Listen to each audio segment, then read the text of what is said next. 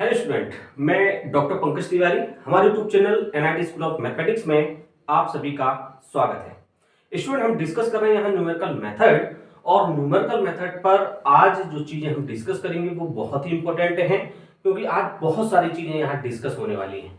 Mainly अगर topic की मैं बात करूं तो हम डिस्कस करने वाले हैं numerical methods for solving algebraic and transcendental equation के बारे में। तो स्टूडेंट, यहाँ जो है जितने भी वर्ड आपके जो हैं यहाँ हेडिंग में लिखे हुए हैं न्यूमेरिकल मेथड, तो हम आपको पहले ये बताएंगे कि न्यूमेरिकल मेथड क्या होता है, फिर एल्जेब्रिक और ट्रांसेंडेंटल इक्वेशंस क्या होती हैं, इनके बारे में भी हम चर्चा करेंगे। तो स्टूडेंट, स्टार्ट करते हैं हम सबसे पहले यहाँ न्यूमेरिकल मेथड से। हम बात कर लेते हैं न्यूमेरिकल मेथड से कि हमारा न्यूमेरिकल मेथड क्या होता है। तो स्टूडेंट, कोई भी मैथमेटिकल इक्वेशन, किसी भी मैथमेटिकल इक्वेशन को सॉल्व करने के लिए, किसी भी मैथमेटिकल इक्वेशन को सॉल्व करने के लिए जो हम अप्रोच यूज करते हैं या जो टेक्निक यूज करते हैं वो हमारी कहलाती है न्यूमेरिकल मेथड। मैं फिर से रिपीट कर रहा हूं कि किसी भी मैथमेटिकल इक्वेशन को सॉल्व करने के लिए या उसकी अप्रोक्सीमेट वैल्यू फाइंड आउट करने के लिए, किसी भी मैथमेटिकल इक्वेशन की अप्रोक्सीमेट वैल्यू फाइंड आउट करने के लिए हम जो अप्रोच का यूज करते हैं या जो टेक्निक का यूज हम करते हैं उसको हम न्यूमेरिकल मेथड कहते हैं। अब स्टूडेंट जो है, यहां मैंने कहा कि मैथमेटिकल कोई इक्वेशन, तो वो इक्वेशन आपकी जो है स्टूडेंट लीनियर भी हो सकती है। वो इक्वेशन आपकी जो है लीनियर भी हो सकती है, वो इक्वेशन आपकी नॉन लीनियर भी हो सकती है, या मैट्रिक्स फॉर्म में भी हो सकती है। किस फॉर्म में भी हो सकती है? मैट्रिक्स फॉर्म में भी हो सकती है। तो ये सारी इक्वेशंस को सॉल्व करने के लिए जो अप्रोच और टेक्निक हम यूज करेंगे, उससे जो वैल्यू फाइंड आउट होगी वो बेटा अप्रोक्सीमेट वैल्यू फाइंड आउट होगी। क्यों? क्योंकि न्यूमेरिकल मेथड में हम एग्जैक्ट सॉल्यूशन फाइंड आउट नहीं करते हैं, हम वहां अप्रोक्सीमेट सॉल्यूशन फाइंड आउट करते हैं। तो मैथमेटिकल इक्वेशन लीनियर भी हो सकती है, नॉन लीनियर भी हो सकती है, और मैट्रिक्स फॉर्म में भी हो सकती है। तो स्टूडेंट जरा हम समझ लें, क्योंकि लीनियर और नॉन लीनियर में डिफरेंस भी हमें पता होना जरूरी है। ये तो एक डेफिनेशन की बात हो गई, लेकिन लीनियर क्या होती हैं और नॉन लीनियर इक्वेशंस क्या होती हैं उनके बारे में भी जानना जरूरी है। तो लीनियर इक्वेशन की डेफिनेशन दी है y is equal to F of X. हमने मान लिया कोई इक्वेशन दी है y is equal to F of X, मतलब इस फॉर्म में दी है। कोई भी इक्वेशन होगी वो y is equal to F of X हम लिखते हैं, x के टर्म में जो है कोई इक्वेशन दी है। तो fx is a linear if the dependent variable y changes in direct proportion to the change in independent variable x। Proportion का मतलब होता है रिलेशन या संबंध, जिसका जो है डायरेक्ट संबंध हो, है ना। डायरेक्ट प्रोपोर्शन मतलब रिलेशन, डायरेक्ट रिलेशन हो। नॉन लीनियर कहलाती है f of x is non-linear if the response of the dependent variable y is not in direct or exact proportion to change in independent variable x। ये तो हो गई student definition की बात, है ना। हमें सिंपल लैंग्वेज समझ में आती है जो कि मैंने पढ़ रखी है। सिंपल लैंग्वेज में ये है कि ऐसी कोई इक्वेशन जिसकी मैक्सिमम डिग्री 1 हो। मैं फिर से रिपीट कर देता हूं, ऐसी इक्वेशंस जिसकी मैक्सिमम डिग्री क्या हो? 1 हो, वो लीनियर इक्वेशन कहलाती है। हमने ये पढ़ रखा है और आपको भी यही पढ़ना है। क्लियर है? तो जैसे हम एग्जांपल के तौर पे बात कर लेते हैं, जैसे y is equal to 3x plus 9। देखें आप ध्यान से, ये y is equal to F of X के फॉर्म में दी है ना। लेकिन यहां देखें कि इसकी डिग्री क्या होगी? आपकी 1 होगी। तो मैक्सिमम डिग्री अगर 1 होगी तो इक्वेशन आपकी क्या होगी? लीनियर होगी। तो इस टाइप की जो भी इक्वेशंस होंगी वो आपकी लीनियर होगी। अब नॉन लीनियर क्या होता है? जिसकी डिग्री कम से कम 2 और उससे अधिक हो सकती है ना। मिनिमम डिग्री कितनी होनी चाहिए? 2 होनी चाहिए, तो वो आपका नॉन लीनियर कहलाएगा। हम फॉर एग्जांपल बात कर लेते हैं, जैसे y is equal to X square plus 9x plus 3, non linear होगी। क्यों? क्योंकि यहां x पे आप डिग्री देखें कितनी है? 2 है। y is equal to 3x plus 9 xy minus 2। इस इक्वेशन को ध्यान से देखें, ये लीनियर होगी या नॉन लीनियर होगी? ये इक्वेशन भी स्टूडेंट आपकी क्या होगी? नॉन लीनियर होगी। क्यों होगी? क्योंकि यहाँ तो डिग्री 1 है, लेकिन x और y, x की डिग्री 1 और y की डिग्री 1, मिला के डिग्री कितनी हुई? 2 डिग्री हुई, है ना। तो ये वाला फॉर्मूला, ये वाली डेफिनेशन यहाँ जो है एप्लीकेबल नहीं होगी। तो ये दोनों इक्वेशंस आपकी कैसी होंगी? नॉन लीनियर होगी। तो स्टूडेंट आपको लीनियर और नॉन लीनियर में डिफरेंस समझ में आ गया होगा। अब एक बात हुई है कि ऐसी कोई मैथमेटिकल इक्वेशन, जो इक्वेशन लीनियर भी हो सकती है, नॉन लीनियर भी हो सकती है और मैट्रिक्स फॉर्म में भी हो सकती है, उनकी अप्रोक्सीमेट वैल्यू फाइंड आउट करने के लिए हम जो अप्रोच या टेक्निक यूज करते हैं उसको हम न्यूमेरिकल मेथड कहते हैं। क्लियर है? तो मैट्रिक्स आपने पढ़ रखी है। एक इनक्लोज्ड ब्रैकेट के अंदर रो और कॉलम में कुछ एलिमेंट इस टाइप से लिखे होते हैं, 1 2 3 2 3 4 5 3 6, ठीक है ना। तो इस टाइप की और इस टाइप की इक्वेशंस होंगी, उनको हम क्या करेंगे? सॉल्व करेंगे। अब स्टूडेंट जो है इन इक्वेशंस को सॉल्व करने के हमारे पास मेथड बहुत सारे हैं। न्यूमेरिकल मेथड में ही बहुत सारे मेथड हैं, है ना। जस्ट अ मिनट, एक बहुत छोटी सी चीज देखते हैं। जैसे 3x plus 9y is equal to 2, 5x plus 2y is equal to 3। Solve these equations. हमें इक्वेशन को सॉल्व करना है, ठीक है ना। चलिए, y is equal to 3x plus 9, हमें इस इक्वेशन को सॉल्व करना है। हमें x माइनस ई की power x cos x is equal to 0, इस इक्वेशन को सॉल्व करना है। या 1 माइनस एक्स ई की पावर x ले लो, चलो इसी को ले लो, है ना। हमें इन सारी इक्वेशंस को सॉल्व करना है, ठीक है ना। तो ध्यान से देखना, आप समझना पहले चीजें, है ना। ये तो लीनियर इक्वेशन हुई, तो लीनियर इक्वेशन को आप न्यूमेरिकल मेथड से सॉल्व कर सकते हैं। ये जो इक्वेशंस हुई, ये लीनियर इक्वेशंस का क्या है? एक सेट है, system of linear equations.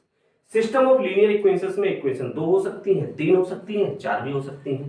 Suppose करो ये 2 इक्वेशंस, मैंने आपसे कह दिया कि यहाँ x minus 3y is equal to 0 दिया है, तो ये देखो सेट हो गया 3 लीनियर इक्वेशंस का।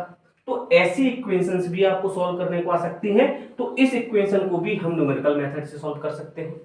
इस टाइप की इक्वेशन आएगी तब भी हम इसको न्यूमेरिकल मेथड से सॉल्व कर सकते हैं। इस टाइप की इक्वेशन आएगी तब भी हम इसको न्यूमेरिकल मेथड से सॉल्व कर सकते हैं, है ना। तो ऐसी इक्वेशंस को सॉल्व करने के लिए जो अप्रोच और टेक्निक हम यूज करेंगे वो हमारी न्यूमेरिकल मेथड कहलाएगी। लेकिन स्टूडेंट यहाँ जो वैल्यू आएगी, इनका जो सॉल्यूशन आएगा वो अप्रोक्सीमेट आएगा, ये आपको ध्यान रखना है। क्लियर है? चलिए, इसके बाद स्टूडेंट जो है एक और इंपॉर्टेंट चीज हम आपसे डिस्कस कर लेते हैं। आप मुझे एक बात बताएं कि ये सेट दिया है, सपोज करो ये 2 इक्वेशंस का सेट है, ठीक है। इसको आप न्यूमेरिकल मेथड से सॉल्व करते हैं। मैं आपसे कहूं कि इनको बिना न्यूमेरिकल मेथड के सॉल्व करो, तो आप सॉल्व नहीं कर पाएंगे। आपने एलिमिनेशन मेथड पढ़ रखा है ना, 11वीं में पढ़ा होगा, है ना। तो एलिमिनेशन मेथड से आप इसको सॉल्व कर सकते हैं, है ना। इसमें आप किसी के भी जो है इनके कांस्टेंट आप इक्वल कर लें, या x के कर ले या y के कर ले। कैसे इक्वल होंगे? ऊपर 2 का मल्टीपल कर दें, नीचे 9 का मल्टीपल कर दें, दोनों इक्वल हो जाएंगे। साइन चेंज नहीं करके इनको कैंसिल करके x की वैल्यू निकालेंगे और x की वैल्यू किसी भी इक्वेशन में पुट करके हम y की वैल्यू फाइंड आउट कर देंगे। क्लियर है? यही करते आ रहे हैं, है ना। दूसरे तरीके से देखें कि आपको जो है एक इस तरीके से कोई स्टेटमेंट दिया है ना। जैसे कि हमने आपसे कहा है कि 3 बुक्स और 2 पेन की कीमत जो है वो कितनी है? 10 रुपए है। फिर हमने कहा 2 बुक्स और 9 पेन की कीमत 17 रुपए है। तो एक बुक एंड एक पेन की कीमत आप फाइंड आउट करें। क्या है ये क्या है? ये यही तो है ना भाई। आप बुक्स को x मान लो, पेन को y मान लो। 3x plus 2y is equal to 10 है। यहाँ 2x plus 9y is equal to 17 है। इनको सॉल्व कर दो, x और y की वैल्यू निकाल दो। x को आपने बुक माना था, y को आपने पेन माना था, आंसर आ जाएंगे, है ना। तो ये कब से पढ़ते आ रहे हो आप? 9वीं 10वीं से। है ना। तो उन्हीं चीजों को हमें यहाँ सॉल्व करना है, पढ़ना है, लेकिन आपको अप्रोच यूज करनी है किसका सॉल्यूशन निकालने के लिए, न्यूमेरिकल सॉल्यूशन निकालने के लिए। न्यूमेरिकल मेथड की जो टेक्निक है उनका यूज करना है आपको, है ना। तो वो टेक्निक हम आपको सिखाएंगे कि कौन कौन सी टेक्निक आपको यूज करनी है और कौन कौन से मेथड आपको पढ़ने हैं। तो स्टूडेंट आप देखिए, एक मैंने ये मॉडल लिया है मैथमेटिकल इक्वेशंस का।